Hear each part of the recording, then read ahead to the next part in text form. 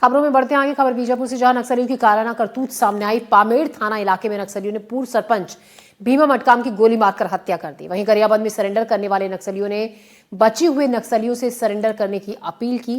देखिए एक रिपोर्ट।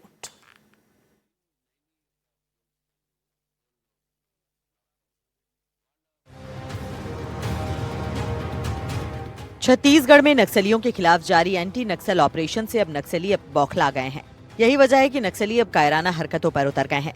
बीजापुर जिले में नक्सलियों ने एक ऐसी ही कायराना हरकत की है, जहां कावरगट्टा गांव के एक पूर्व सरपंच की गोली मारकर हत्या कर दी गई। दिनांक 20 जनवरी को जिला बीजापुर के कावरगट्टा क्षेत्र में माओवादी द्वारा पूर्व सरपंच भीमा मडकम का गोली मारकर हत्या कर दिया गया।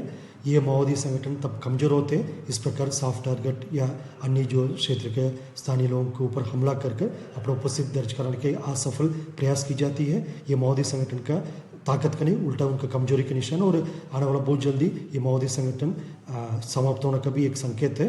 और लगातार क्षेत्र में आसपास इलाके में एरिया डोमिनेशन की कार्रवाई की जा रही, ताकि जो भी माओवादी इस गतिविधि में शामिल रहा उनके खिलाफ हम प्रभावी रूप से कार्रवाई करने के लिए लगातार हमारा सुरक्षा बल तत्पर होकर अभी काम कर रहा है। दंतेवाड़ा और बचौली से गांव लौटे भीमा मडकम को नक्सलियों ने दहशत फैलाने के इरादे से लोगों के बीच गोली मारी। पूर्व सरपंच की हत्या के बाद पुलिस जांच में जुट गई है। कई व्यक्तियों का जिनके सुरक्षा को ऊपर खतरा थे, उसी का आकलन करते हुए उनका Z+ से लेकर जो स्थानीय स्तर पर अनेक सुरक्षा भी प्रदान की गई है। इसके बावजूद माओवादी द्वारा कभी भी किसी क्षेत्र के नागरिकों या अन्य सॉफ्ट टारगेट के ऊपर हमला करने की परिस्थिति को ध्यान में रखते हुए लगातार इलाका में एरिया डोमिनेशन और अन्य कार्रवाई भी सुनिश्चित की जा रही है। और जहाँ जहाँ पर अभी भी आसूचना हमको प्राप्त हो रहा है किसी व्यक्ति के ऊपर, यदि किसी समूह के ऊपर यदि सुरक्षा को लेकर खतरा, उनकी संबंध में आकलन करके आवश्यक सुरक्षा व्यवस्था के इंतजाम की जाएगी।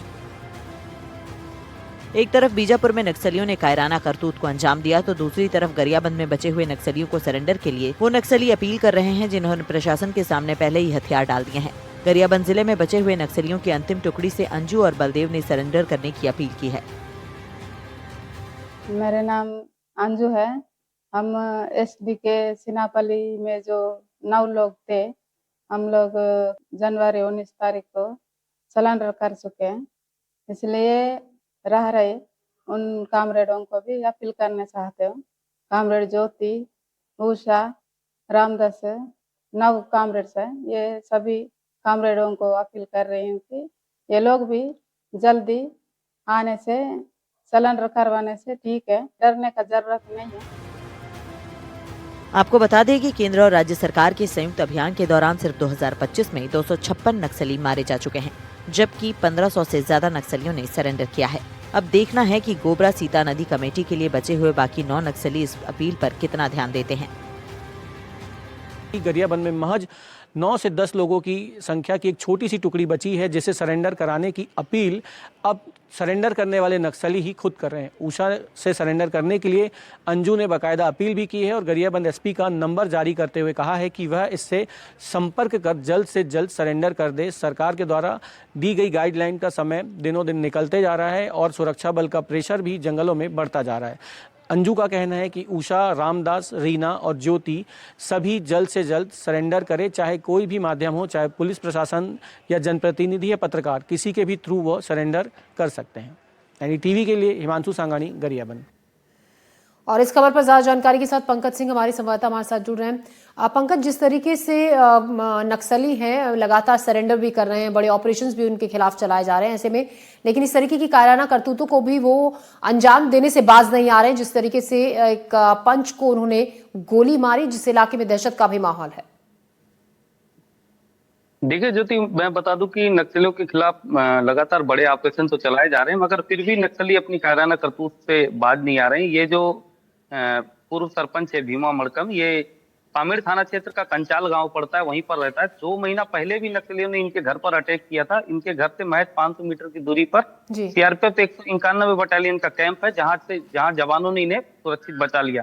ये दंतेवाड़ा में अभी फिलहाल में निवास कर रहे थे और जैसे ही घर पहुंचे नक्सलियों ने इन्हें फिर टारगेट किया और दिन दहाड़े इनकी गोली मारकर हत्या कर दी। आंकड़े की अगर बात करेंगे आप, तो 2 साल में नक्सलियों ने 10 ऐसे जनप्रतिनिधियों को निशाना बनाया है जो बीजेपी से संबंध रखते हैं। इसमें से 5 तो महज उन्होंने बीजापुर में ही निशाना बनाया और कुछ गरियाबंद में और उसके बाद नारायणपुर में भी निशाना बनाया। तो कहीं ना कहीं नक्सली लोगों के ऊपर जब बहुत ज्यादा दबाव बढ़ता है तो इस तरीके की वो करतूत को अंजाम देते हैं, क्योंकि जब भीमा मड़कम वहां पहुंचे थे वो निहत्थे थे और नक्सली उन्हें पहले से रेकी कर रहे थे, टारगेट करके उन्हें निशाना बनाया। घटना के बाद से इलाके में फोर्स बढ़ाई गई और लगातार उस इलाके में सर्च ऑपरेशन चलाया जा रहा है। ये भी मैं बता दूं कि जहां पर नक्सलियों ने उन्हें टारगेट किया, ठीक उसके पास में ही तेलंगाना की सीमा लगती है। तो पुलिस को यह अंदेशा है कि यहाँ पर वारदात को अंजाम देने के बाद नक्सली तेलंगाना की ओर निकल गए। हालांकि उस इलाके में फोर्स बढ़ाई गई है, गश्त जी तेज कर दिया गया पंकज, जी पंकज, शुक्रिया आपका जानकारी के लिए।